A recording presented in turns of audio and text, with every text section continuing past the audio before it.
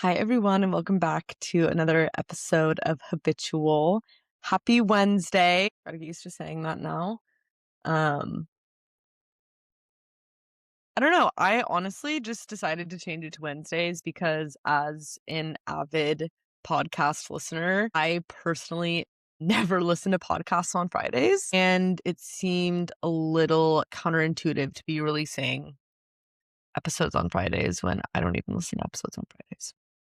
Anyways, today's episode is going to be a little bit shorter than usual just because got a lot going on this week, and I just don't really have as much time to be filming. It is my boyfriend's birthday this week. Everybody say happy birthday to Jacob. His birthday was on Monday, but even if you're a few days late, you should still say happy birthday.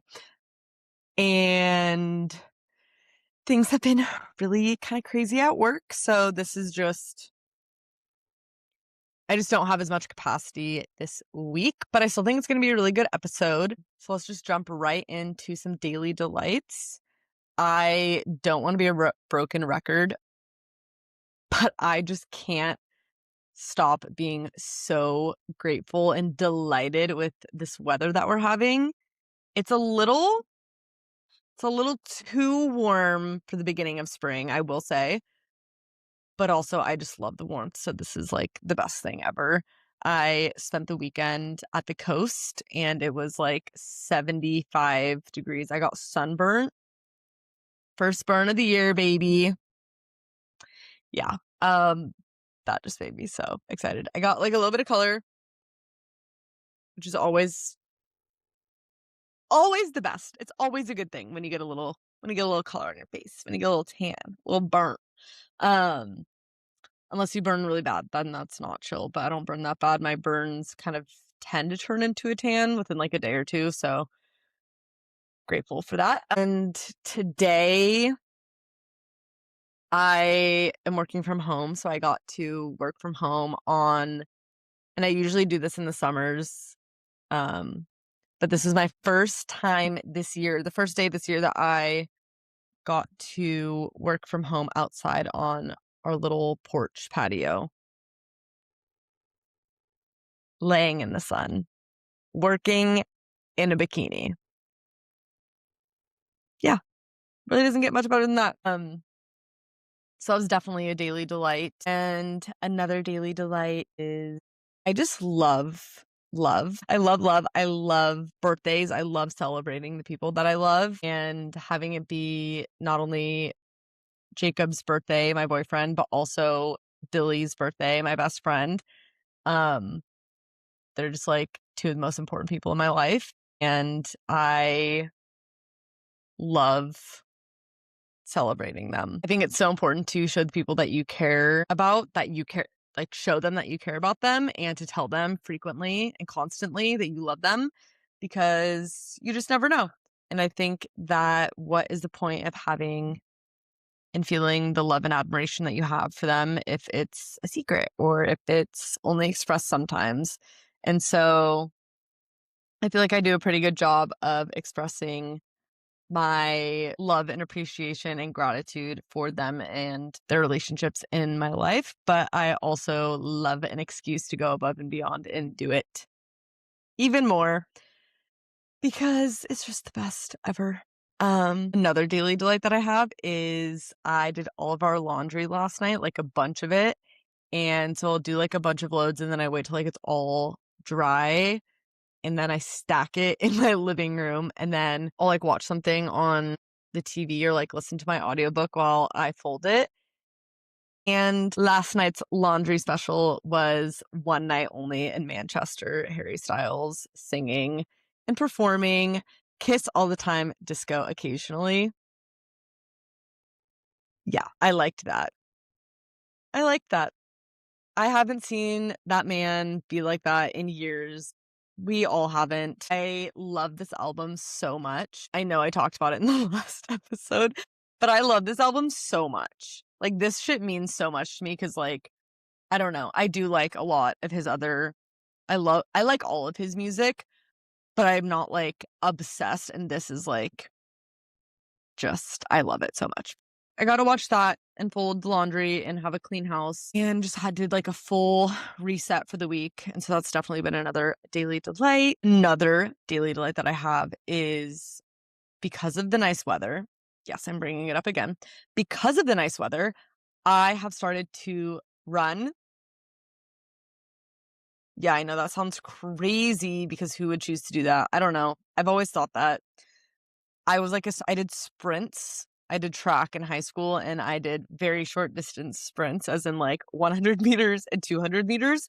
And anything more than that, I was just like really pushing it for me. And I don't think I'd ever ran. I realized this past week. I don't think I've ever run more than a mile and a half, maybe 2 miles at the absolute most. And because since since it's nice out, I don't want to go from sitting in my indoor office to then going to the gym and being inside again and then like missing all of the beautiful weather and being outside and in nature now that it's so nice out. So I decided that it is now my responsibility to become a runner because I want to be able to still get my exercise in, but also be enjoying the outdoors. So Jacob runs all the time. He is like, this was not challenging for him, nor new for him, but it was both of those things for me. And we ran 3 miles last week for the first time, first run. It killed me. Oh my God, I was so sore. I was like, oh, I'm going to be fine because I've been like weight training for the past like year and a half. Please. My freaking quads, like the like little like tiny tendons all around my ankle. Oh my God. Like I was literally so sore. That was insane. Haven't been that sore since like, yeah, probably track in high school. That was crazy. And then we ran another 4 miles a few days later. That was crazy. I just was like, I know that I can do it. Therefore, I'm going to make myself do it. And it's so rewarding. It's so rewarding. And the biggest thing that I've realized that I've had to like decondition myself with, and if you've talked to me in the last week, I've said this exact same thing to you. So just don't mind repetition. But running does not have to be like you don't have to be going fast. Like it's not about sprinting or being quick or, like big stride running. It can just be anything above a jog, anything above a walk. I think jogging counts as running. I do. And that's how you're able to like actually continue to go. So you're not like burning yourself out. You just pace yourself. Anyways, that has been so fun and so rewarding already. And it's been a week and I just can't wait. I can't wait to just see how it goes and experience something new. Be a beginner at something. I'm so excited to be a beginner at something again. It's been a minute. It has. Well, I guess I'm a beginner at this. So it hasn't been that much of a minute because I'm 100% still learning and figuring out and at the very earliest stage of being a beginner at podcasting. But that's more of a creative thing that I'm being a beginner at. And it's fun to have like a mental thing and a physical thing, even though I can definitely argue that running is also mental. But anyways, it's fun to be a beginner at stuff as long as you give yourself permission to be a beginner and like not have crazy expectations. Like it's so fun. It's so rewarding to learn and to try new things. And yes, sometimes when you try those things, they don't pan out and you're like, oh, well, I tried it. It's not for me. And that's fine. And that is like good on you for at least trying something. And then now you know, right? And it's better to try and then realize that than sit there and be like, oh, I could do that. Oh, I could. Oh, I might. Oh, that could be. Yeah. What is that quote? 20 minutes of doing something is better than 20 hours of thinking about doing something or planning to do something. Just fucking do it. You know what? Hey, cut the episode there. That's my advice. Just do it. Just literally do it. Do whatever you want. If you want to do it, then just get up and do it. And allow yourself to be a beginner. Not only giving yourself permission to be a beginner, but to be okay with failing. This can kind of go into exactly what I was talking about last episode about mindsets that have changed my life. And I'm going to preface this with I am not telling you that I am not afraid to fail. Okay? I am. I am very much afraid to fail, but I'm not going to let that fear of potential failure deter me from the opportunity of potential success. You know what I mean? Like, I'd rather try and potentially succeed than not try at all and have no chance of succeeding, but also have guarantee and safety of not failing. If that makes sense. Does that make sense?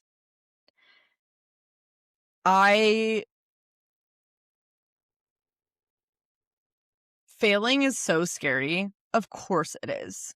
And especially when we live in today's day and age of social media and posting what you're doing and sharing your hobbies and sharing the things that you're pursuing. And then, yeah, it kind of does feel like, and then if you fail, everyone will know. That is a very valid fear. It is scary. And to feel like you maybe like let yourself down or let others down, like that's a really hard thing to grapple with and to face. But I think what's even harder than that is living with yourself knowing that you didn't even try.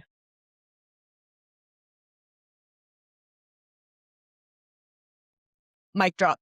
No, but I'm serious because that's how I felt even with this podcasting. I was like, do you know how fucking embarrassing that is if I start posting these things and these videos and these episodes and then like it just absolutely goes nowhere and then everyone can see the proof of my failure on the internet? That's so scary, but the idea in reality of stifling my creativity and my dreams to satisfy my fear and to stay in the comfort of not exploring my potential, that just is not an option for me. Because I made it not an option for me.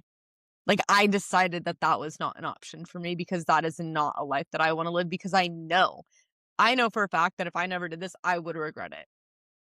I would be like, why didn't I just listen to my heart? And why didn't I just listen to all of the things that aligned for this to happen? And why didn't I just believe in myself? Because that's honestly also what it boils down to is like you believing in yourself.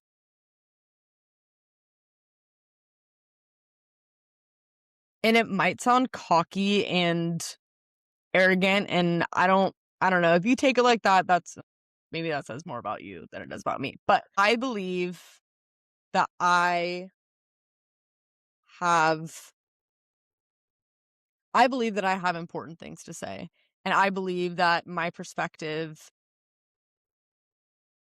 on things can help people. And I believe that sharing my experiences is beneficial for me and for other people and for my community and for my creativity.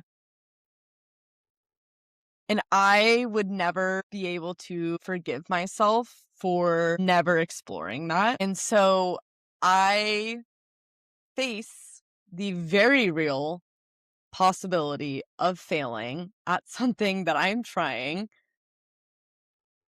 but, what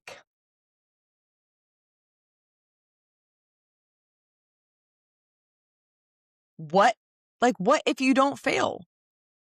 What if you don't fail? And then you get and then you get all the things that you want. And then you achieve that dream and you get and achieve that goal that you have.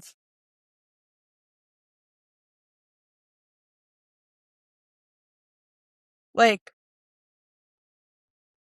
what's more important? Also, another thing that has helped me, I'm full transparency, this is not what I was gonna talk about. This is just my brain being like, "Oh, this is just what we're talking about now, though. Hey, this is what we're talking about now." Another mindset shift that I made that really helps me and has helped me and still helps me is the idea and the belief that, life is not that serious. Life is not that serious. It can be really serious, but in the grand scheme of, literally the creation of the fucking little the planet that we live on, in the scope of this little speck of dust that is just a literal speck of dust in the entire universe, right? And then we have, dinosaurs who lived here. I've j I just saw a review about the dinosaurs movie, and this is why I'm saying this, otherwise this would have never come up in my brain. But, I'm pretty sure dinosaurs were on this planet for, 300 million years. I don't know the exact number, whereas humans have only been here for 300,000 or, 350,000. In the grand scheme of, time itself and the universe itself, it's just not that deep, and it really isn't that serious. It's not. And life is like a game. Like, God, I could really get into this, but that's how I choose to see it. It's more like a game, and, it's not that serious. It's not that deep. And we are here to have fun and to evolve. Yes, to evolve and to grow and to be messy, weird, playful, fun little creatures and build the freaking lives that we want to live. It's in your power to do that. And what's a little bit of fear? What's a little bit of fear in the face of, your dreams? What's a little bit of failure in the step to achieving your life's goal or, your dream life? There's this one quote, oh my God. Essentially, if you knew that your dream life was 300 failures away, how badly would you want to fail? You would want to start that process immediately, right? Because you'd be like, oh, well, I know for a fact that my dream life is coming in 300 failures. Let's get it going. Let's pump them out. Come on. And I feel like that perspective shift is so important and just a fun way to reframe things and to reframe the idea and concept of failure and kind of not diminish it, but minimize it. Just minimize it. Just make it a little bit smaller. It doesn't have to be this crazy big thing. Also, coming from an eldest daughter who has been absolutely terrified of failure and of not living up to others' expectations of me,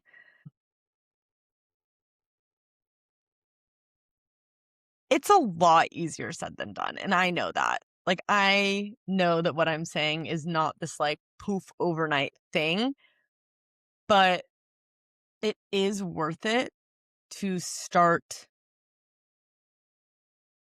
to do the work around, to think about how you conceptualize failure and think about its role in your life, and to consider where it might be holding you back, and where the fear of failure might be the reason why you are not taking actionable steps towards the things that you want to achieve. It's it's just somewhere to start. It's just a place to start. And yeah, really evaluating if you're doing things because of people's expectations of you, or if you're doing them because they're things that you want to do, is,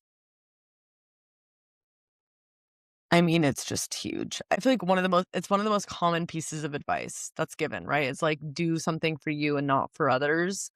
But it takes like a lot. What that doesn't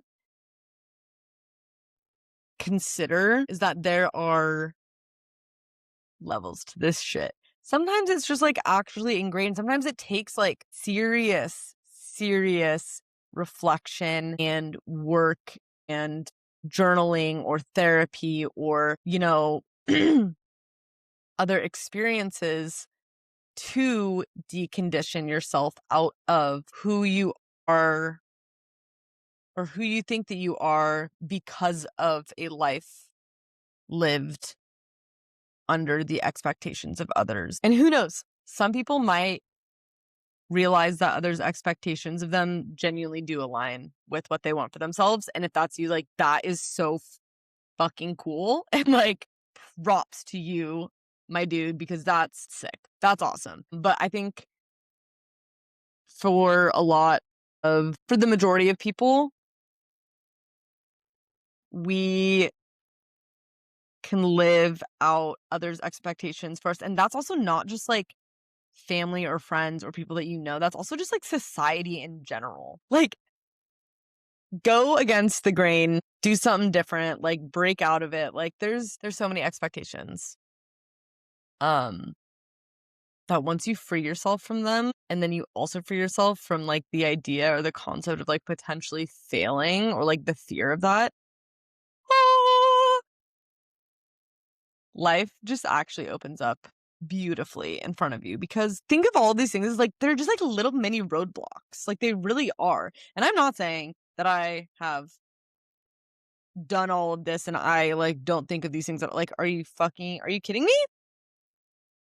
I'm talking into a microphone by myself, looking at myself, recording myself once a week for not just everyone that I know to potentially watch, but also for people that I've never met before and that literally don't know me. This could be their entire perception of like, it's crazy. It's a crazy, crazy, crazy thing. And it's definitely something that I am still like conceptualizing and understanding, but I'm also at the same time, like I said in the beginning, I would rather deal with all of this and like work through it all and yeah, potentially fail in front of everyone that I know than have wasted potential.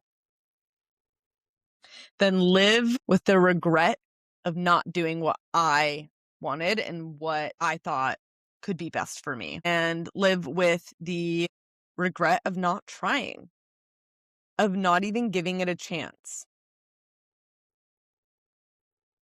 Something to think about, food for thought. And this really took a turn. This was like not at all what I was going to talk about. I was going to talk about magnesium, but maybe that'll just have to be the next episode. Spoiler alert, I am obsessed with magnesium. Just leave it at that for now.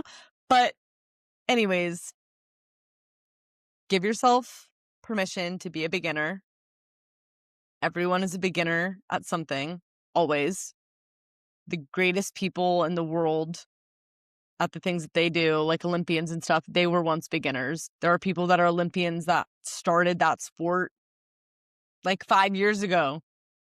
Don't quote me on that, but I guarantee that there is. You just never know. You never know. How could you know? It's not for you to know. You can't tell the future.